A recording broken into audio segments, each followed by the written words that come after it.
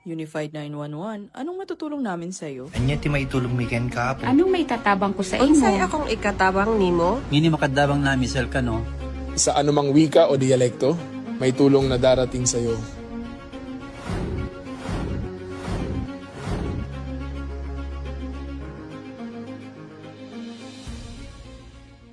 Lilingkod sa bawat Pilipino at magbibigay ng tamang impormasyon para sa tahimik at maayos na Pilipinas. Police News Network, alagad ng batas, tagapagtaguyod ng balitang pulis, sandigan ng mamamayan, patnubay ng katotohanan. La Campo Crame, maghahatid ng pinakahuling kaganapan at nagbabagang balita. Ito ang PNN Police News Network. At ngayon, ang inyong mga tagapagbalita. Magandang araw, Bagong Pilipinas. Ako ang inyong tagapagbalita, tagataguyod ng Balitang Pulis, NUP Loreto Bonifacio Concepcion. At ako naman, si Luis Suzanne Alba Lopez, Mrs. Asia Pacific All Nations 2022 and Luminous Woman of the Year 2023. Maghahatid sa inyo ng tamang balita, kwento ng pulis, at serbisyo para sa mamamayan. At ito ang PNP News Online. Ang pangunahing balita ng Police News Network, alagad ng batas, tagataguyod ng balitang pulis.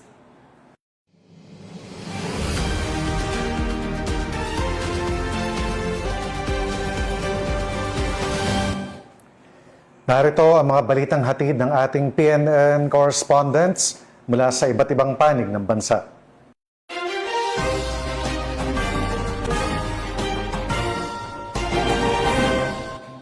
Arestado ang isang lalaki matapos mahuli sa isinagawang operasyon ng mga otoridad kaugnay sa ilegal na pagbebenta ng hindi rehistrado at ipinagbabawal na gamot sa pamamagitan ng online platform. Ang buong detalye ng report mula kay Patrolwoman Mary Grace Artisuela. Inaresto ng mga tauhan ng Regional Anti-Cybercrime Unit 10 ang isang 42 anyos na lalaki sa isinagawang entrapment operation kaugnay sa iligal na pagbebenta ng hindi rehistrado at ipinagbabawal na gamot sa online platforms. Ayon sa ulat, nagsagawa muna ng test buy operation ang mga otoridad kung saan nakabili sila ng hinihinalang produkto mula sa suspect. Ang naturang item ay agad na ipinasa sa Food and Drug Administration o FDA para sa beripikasyon at pagsusuri. Batay sa resulta, nakumpirma na ang nasabing gamot ay hindi rehistrado at ipinagbabawal. Dahil dito muling nakipag-ugnayan ang mga otoridad sa suspect na nauwi sa isang entrapment operation na nagresulta sa kanyang agarang pagkakaaresto. Sa kasalukuyan, nahaharap ang suspect sa kasong paglabag sa Food and Drug Administration Act of 2009, kaugnay sa Cybercrime Prevention Act of 2012. Mula dito sa Campo Crame, ako ang inyong PNN correspondent, Patrolwoman Mary Grace Artisuela, nagbabalita para sa Police News Network, alagad ng batas, tagataguyod ng balitang pulis. Maraming salamat, Patrolwoman Artisuela. Matagumpay na naaresto ng mga operatiba ng Philippine National Police ang mga suspect na sangkot sa serye ng pang-hold up sa kahabaan ng Road 10 sa Maynila. Matapos ang masusing surveillance at agarang pagtugon sa mga ulat ng mga biktima. Ibabalita yan ni Police Staff Sergeant Lionel F. Morfon. Na naaresto ng Manila Police District ang dalawang lalaking sospek noong umaga ng Abril 7, taong 2026 sa Tondo, Manila. Kinilala ang mga sospek sa kanilang alias na Moymoy at Sagyat. Nahuli sila sa PAS compound ilang oras lamang matapos ang insidente. Tinutukan ng patalim umano ang biktima at nagdeklara ng hold up. Kinuha ng mga sospek ang kanyang cellphone, 2,000 piso at wallet na naglalaman ng mahalagang dokumento at agad na tumakas ang mga ito sa maagap na pagtugon ng mga tauhan ng Rahabago Police Station. Ito ay nagresulta ng mabilis na pagkakakilanlan at pagkaaresto ng dalawang sospek.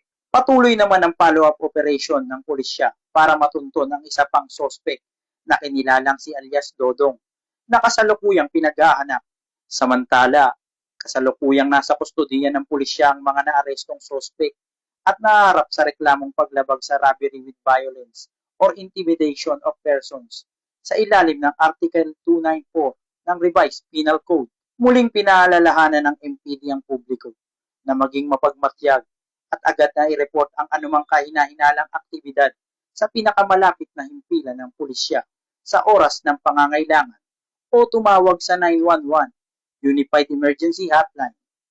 Dito sa Manila Police District, ako si Police Staff Sergeant Lionel Morpon, alagad ng batas, taga-taguyod ng Balitang Pulis.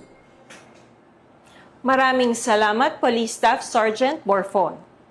Naging mapayapa, maayos at ligtas ang pagdiriwang ng Divine Mercy 2026 sa lalawigan ng Misamis Oriental ayon sa ulat ng mga otoridad.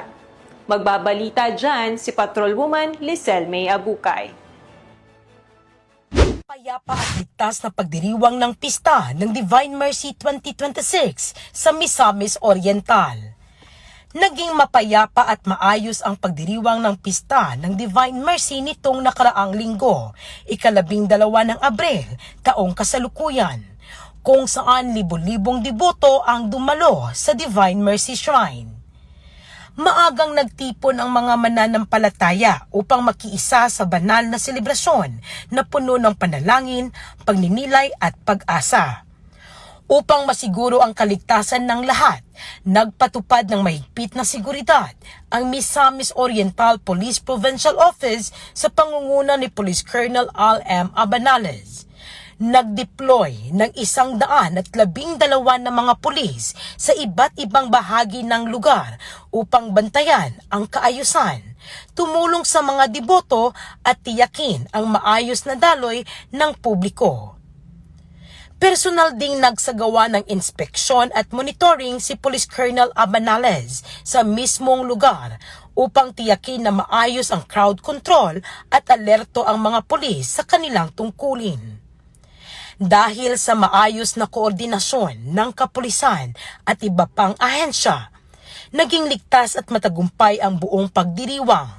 Walang naitalang insidente at nakapagsagawa ng kanilang debosyon ang mga dumalo ng walang abala.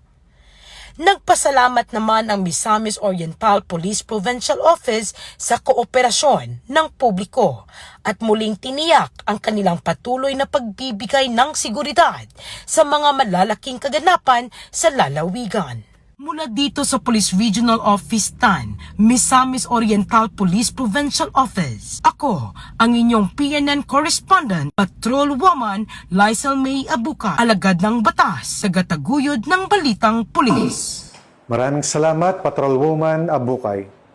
Agad na rumisponde ang mga tauhan ng Philippine National Police na nagresulta sa pagkakaligtas ng isang individual sa bayan ng Natonin Mountain Province. Ayon sa ulat ng mga otoridad, ibabalita yan ni Patrolwoman May Ann Yakak. Protect. Yan ang isa sa mahalagang mandato ng Philippine National Police at ito ay muling napatunayan sa isang agarang aksyon ng Natonin Municipal Police Station sa isang insidente sa Barangay Banawul, Natonin Mountain Province.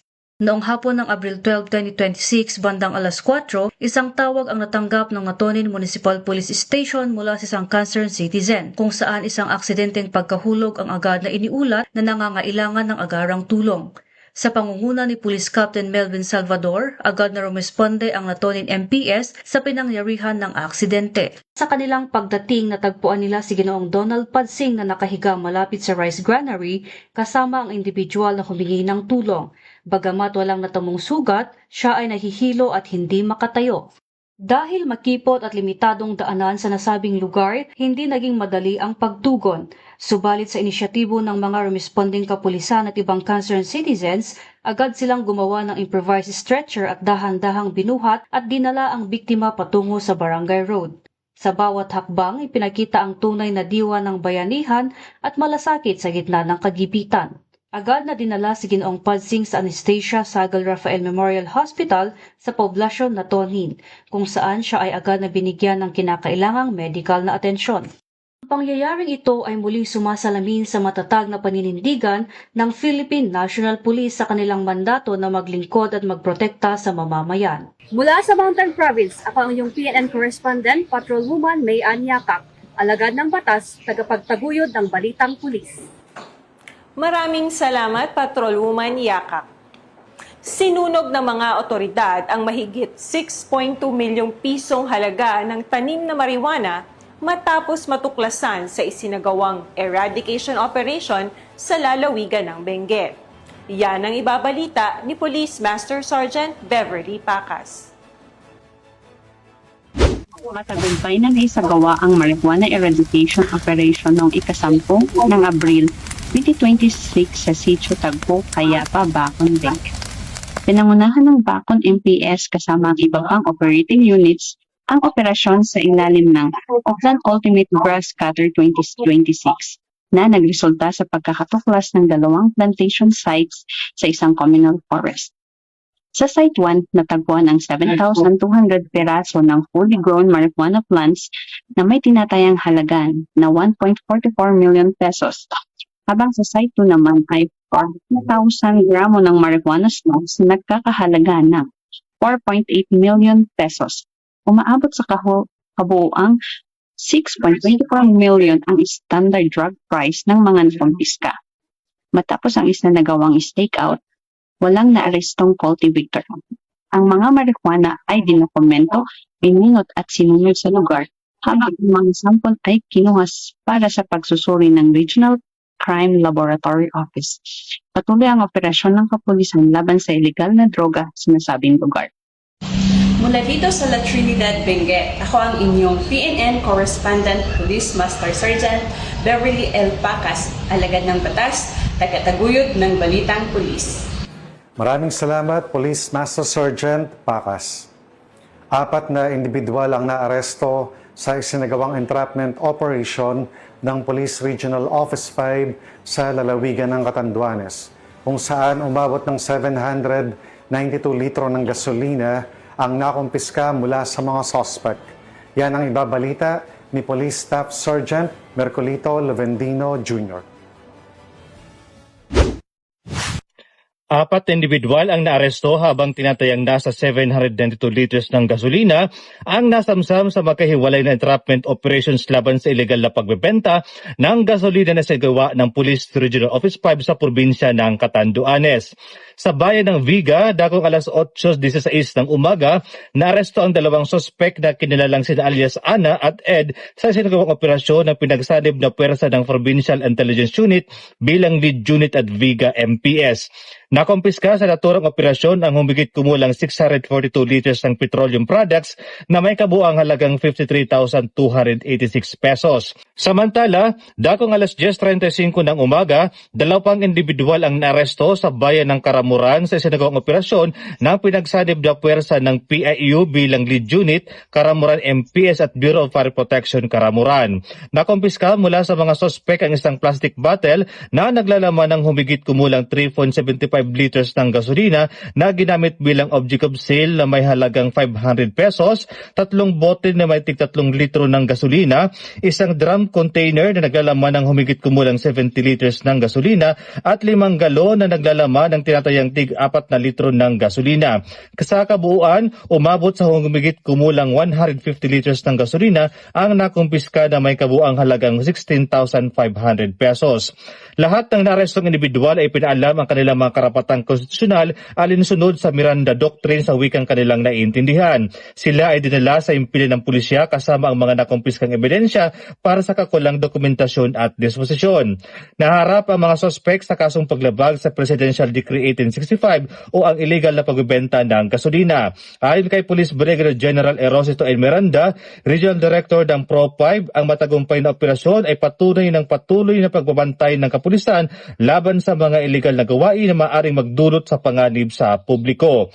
Muling tiniyak ng Pro-5 ang kanilang patuloy na pagsasagawa ng intelligence-driven at law enforcement operations sa ilalim ng PNP Focus Agenda upang mapanatili ang kaligtasan, kaayusan at kapayapaan sa rehiyon. Mula Mula dito sa Bicol Region, ako po si Police Staff Sergeant Mark Culito P. Lubendino Jr.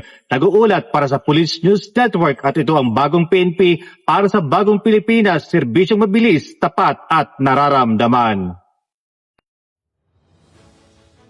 Sergeant Lubendino Jr. Agad na umaksyon ang RPSB Team Palanas ng Philippine National Police na nagresulta sa matagumpay na pagliligtas sa isang ina at kanyang sanggol sa gitna ng emergency childbirth sa bayan ng Ginobatan, Albay. Muling ibabalita yan ni Police Staff Sergeant Mercolito Lubendino Jr.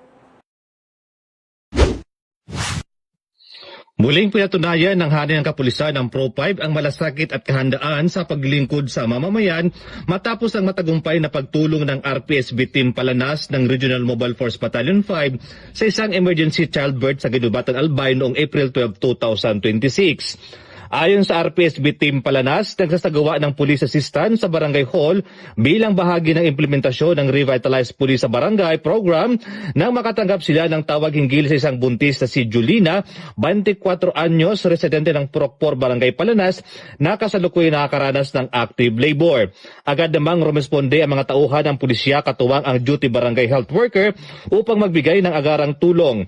Dahil sa kritikal na sitwasyon, tumulong ang mga pulis sa mismong panganganak ng pasyente gamit ang kanilang kaalaman sa basic emergency response at sa gabay ng BHW. Matapos matiyak ang kaligtasan at maayos na kondisyon ng ina at ng bagong silang na sanggol, agad na inasikaso ng team ang kanilang transportasyon patungo sa Mel's Birthing Home kung saan sila nabigyan ng karampatang atensyon medikal. Ang insidenteng ito ay sumasailalim sa patuloy na pagpapatupad ng PNP Good Deeds na nagbibigay diin sa malasakit, kahandaan at aktibong pagkipag-ugnayan sa komunidad. Ipinapakita rin ito ang bisa ng Revitalized Police sa Barangay Program sa pagtugon sa mga agarang pangangailangan ng mamamayan, lalo na sa mga liblib na lugar. Ang matagumpay na operasyong ito ay patunay ng tunay na diwa ng serbisyong pulisya, isang institusyong handang umagapay at maglingkod sa mamamayan sa oras ng pangangailangan alinsunod sa layunin ng bagong PNP para sa bagong Pilipinas, serbisyong mabilis, tapat at nararamdaman. Mula dito sa Pro-5, ako po si Police Staff Sergeant Mark Culito P. Lubendino Jr. Nag-uulat para sa Police News Network at ito po ang bagong PNP para sa bagong Pilipinas, serbisyong mabilis, tapat at nararamdaman. Maraming salamat, Police Staff Sergeant Lubendino Jr. At yan ang mga balitang nakalap ng ating PNN correspondents mula Luzon, Visayas at Mindanao. Para sa mas malawak at mabilis na ulat ng mga balita, huwag kalimutang mag-like, follow, and share sa aming official social media accounts ng Police News Network. At tutok lamang sa aming YouTube channel para sa mga live stream at replays. At i-follow kami sa X account para sa mga real-time update at Facebook account ng Police News Network. Manatiling mapagmatsyag at laging alam ang totoo. Bago po tayo magtapos, nais po naming batiin ang command group ng Police Community Affairs and Development Group na binubuo ni na Police Colonel Joel Serrano, Deputy Director for Administration, Police Colonel Adonis Guzman, Deputy Director for Operation, at Police Colonel Joel Ada, Chief of Staff. Sa pamumuno ng butihing Director ng Police Community Affairs and Development Group na walang iba kundi si Police Brigadier General Vina H. Guzman. Sa ngalan ng pamunuan ng Philippine National Police, sa pangunguna ni Chief PNP, Police General Jose Melencio Nartates Jr. at sa pamumuno ni President Ferdinand Bongbong Marcos Jr., kami ay maglilingkod sa bawat Pilipino at magbibigay ng tama at balanseng balita. Mula rito sa tanggapan ng tagapag-ugnay ng Pambansang Pulisya, ako po ang inyong tagapagbalita, tagataguyod ng Balitang Pulis, NUP Loreto Bonifacio Concepcion. At ako naman si Luis Suzanne Alba Lopez, Mrs. Asia Pacific All Nations 2022 and Luminous Woman of the Year 2023. Maghahatid ng tamang balita, kwento ng pulis at serbisyo para sa mamamayan at ito ang PNP News Online. Ang pangunahing balita ng Police News Network at ito ang bagong PNP para sa bagong Pilipinas, serbisyong mabilis, tapat at nararamdaman.